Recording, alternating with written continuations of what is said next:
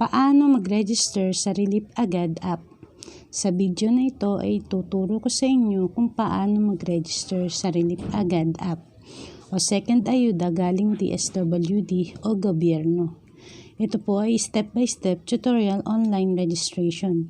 Kung kayo po ay kasali na sa SAP o nakakuha na ng SAP, ito po ay para sa inyo.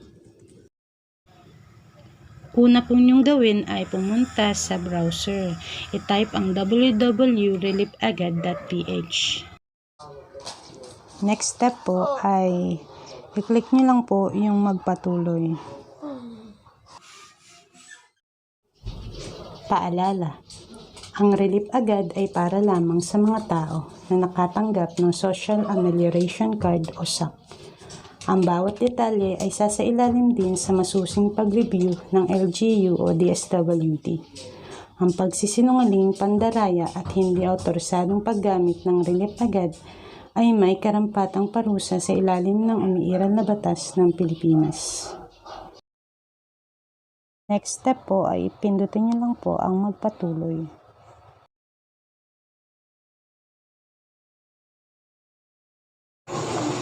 First step po na inyong gawin ay kuhanan ng picture ang barcode ng inyong Social Amelioration Card or SAP. Kung hindi naman po mabasa ang inyong barcode ay manual entry na lang po.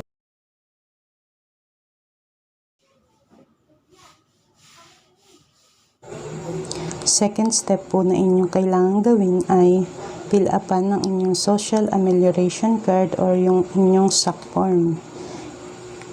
Fill upan niyo po ang inyong pangalan, ang inyong tirahan, barangay, lungsod, probinsya, rehiyon, yung inyong trabaho at ang inyong buwanang kita, at ang inyong kasarian, at ang uri ng ID na inyong pinasa at numero ng ID, at yung petsa ng inyong kapanganakan at ang cellphone number.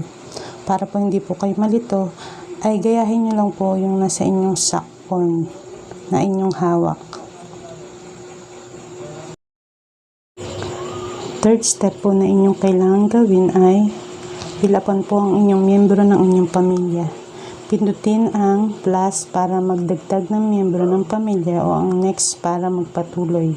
Paalala, ang unang dalawang miyembro na nakalista ay magsisilbing alternatibong kinatawan ng inyong pamilya. Last step po, pumili ng paraan ng pagtanggap ng pera.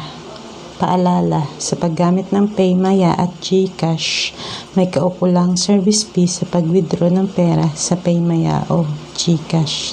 Sa palitan nito, maaaring gamitin ang PayMaya at GCash sa pambili ng load o pambayad ng bills ng kuryente, tubig at iba pa, o pambayad ng pinamili sa grocery at botika o padala ng pera ng walang service fee.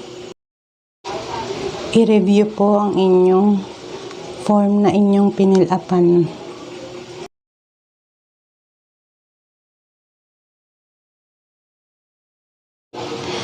I-click nyo po yung pinapatotohanan ko na ang lahat ng impormasyon na susulat dito ay tama at pawang katotohanan lamang. Batid ko na ako ay maaaring makulong sakaling mayroong kahit isang impormasyon na hindi totoo o sadyang hindi ibinunyag. Next po ay makakatanggap kayo ng one-time password o OTP sa cellphone na inyong ibinigay sa SAP form. Ipasok ang OTP na inyong matatanggap upang ma-register ang inyong SAP. Congratulations! Registered na po kayo sa online registration ng RELIEFAGAD app.